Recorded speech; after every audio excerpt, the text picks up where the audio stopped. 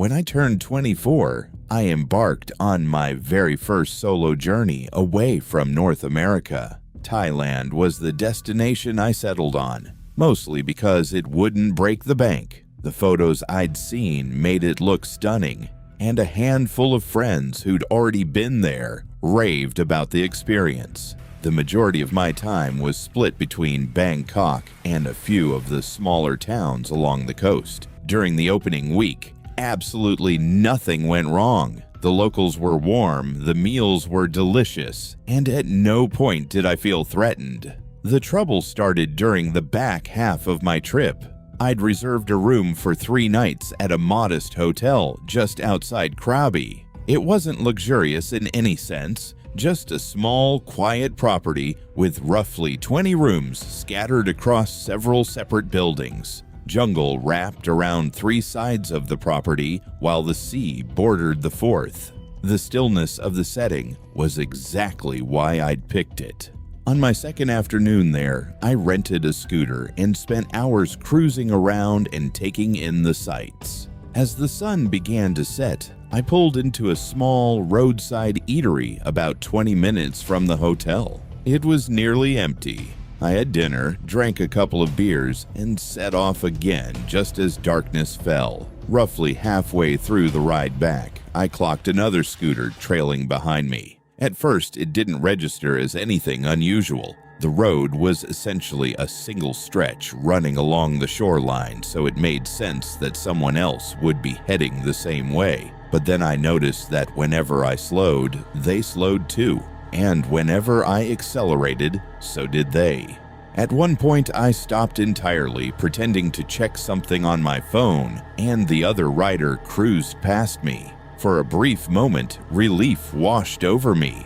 Then, about 50 yards up the road, the rider pulled off and stopped, just sitting there, waiting. I stayed frozen for maybe half a minute before turning around and driving the opposite way. I kept going until I reached a gas station where a group of people were gathered outside, and I lingered there for roughly 15 minutes. Eventually, I convinced myself I was overreacting and made my way back to the hotel. Once I arrived, everything felt ordinary again. The following day, I spent most of my hours at the beach. Around midday, I spotted a man sitting by himself near the tree line. He wasn't watching the water or scrolling on a phone. He just seemed to be observing the people around him. I only noticed him because something about him seemed familiar. It took a moment before I realized he was wearing the exact same dark jacket as the person who'd followed me the night before. I hadn't gotten a clear look at that rider's face, so I couldn't be completely sure. But an uneasy feeling settled over me. I left the beach, and as I made my way back toward the hotel, I glanced over my shoulder. The man was walking too. Not directly on my heels, but close enough to seem deliberate while still appearing casual. Once back in my room, I stayed inside for most of the afternoon. That evening, I mentioned what had happened to the man at the front desk. He heard me out politely, but didn't seem particularly alarmed, telling me that solo travelers sometimes get jumpy, and that I should call if anything actually happened. Saying it out loud left me feeling a bit foolish. A man at the beach, a man on the road. It didn't sound like much. I went to sleep feeling silly about the whole thing. Then, around 2 a.m., I woke needing the bathroom. The room was dim, lit only faintly by moonlight slipping through the curtains. As I sat up, I heard a noise outside. I initially assumed it was some animal, but then I heard it again. Footsteps. My room was on the ground floor, and the footsteps came to a stop right outside my window. I stayed completely still. After maybe 10 seconds, I heard the door handle being turned, slowly, gently, just once. My pulse spiked instantly. The handle eased back to its resting position, and then everything went quiet.